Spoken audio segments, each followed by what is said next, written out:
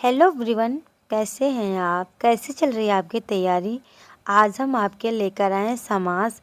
वो भी समास को जानेंगे हम ट्रिक के माध्यम से। किसके माध्यम से? तो ट्रिक के माध्यम से जानेंगे समास क्या है। सबसे पहले जानेंगे समास के प्रकार कितने हैं। तो समास के 6 प्रकार हैं। कौन कौन से? इन 6 समास को हम ट्रिक के माध्यम से जानेंगे। अब तक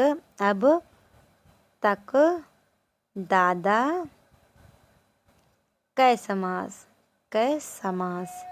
ठीक है। आ से अव्ययी भाव समास, बा से बहुब्रीहि समास, ता से तत्पुरुष समास, का से कर्मधारय, दा से द्वंद्व, दा से द्विगु समास। ठीक है। ये 6 कारक आपको ट्रिक के माध्यम से याद हो गए होंगे। तो सबसे पहले जानेंगे हम अव्ययी भाव समास। ठीक है। अव्ययी भाव समास है क्या? शब्द के प्रारंभ में उपसर्ग जुड़ा हो। तो कैसा हो? तो शब्द के प्रारंभ में उपसर्ग जुड़ा हो। शब्द की शुरुआत में आ, अन, यथा, प्रति, प्रा, भर आ जाए तो वहाँ पर क्या होगा? तो वहाँ पर अव्ययी भाव समास होगा।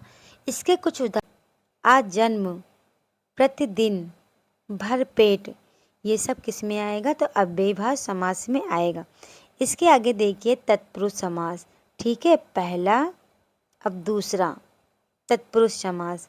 समास का विग्रह करने पर को, का, की, के लिए, में, पर आते हैं तो वहाँ पर तत्पुरुष समास होता है। जैसे विद्यालय, विद्या के लिए आलय, ये जो के है ये कारक चिन्ह है। रसोई घर, रसोई के लिए घर। ठीक है। ये जो सब कारक चिन्ह आ रहे हैं, तो अगर कारक चिन्ह आए तो वहाँ पर कौन समास होगा? तो वहाँ पर तत्पुरुष समास होगा। ऋण मुक्त, ऋण से मुक्त। गंगा जल, गंगा का जल। ठीक है। आगे देखिए कर्मधारय समास। समास के उत्तर पद की विशेषता बताई जाती है। कर्मधारय समास में समास के उत्तर पद की प्रधानता बताई जाती है, विशेषता बताई जाती है। उत्तर पद में कैसा का उत्तर मिले, जैसे नील कमल, कैसा? नीला कमल। ठीक है। नील है जो कमल। मृग नयन, मृग के समान नयन। महाकवि, महान है जो कवि। काली मिर्च, काली है जो मिर्च। ये सब किस में आएगा? कर्मधारय समास के अंतर्गत आ जाएगा। द्वंद्व समास, द्वंद्व समास देखिए। द्वंद्व समास में समास में योजक चिन्ह लगा होता है। ठीक है। यानी जो समास होता है द्वंद्व समास में, इसमें योजक चिन्ह यानी जो का लोप हो जाता है, का लोप हो जाता है विग्रह करने पर और आ जाए। जैसे माता पिता, माता और पिता। रात दिन, रात और दिन। दाल रोटी, दाल और रोटी। छोटा बड़ा और छोटा और बड़ा, ये सब द्वंद्व समास में आ जाएंगे। अब देखिए द्विगु समास और बहुब्रीहि समास। द्विगु समास, बहुब्रीहि समास। इसमें देखिए समास का पहला पद संख्यावाची होता है। कैसा होता है? तो समास का पहला पद संख्यावाची होता है।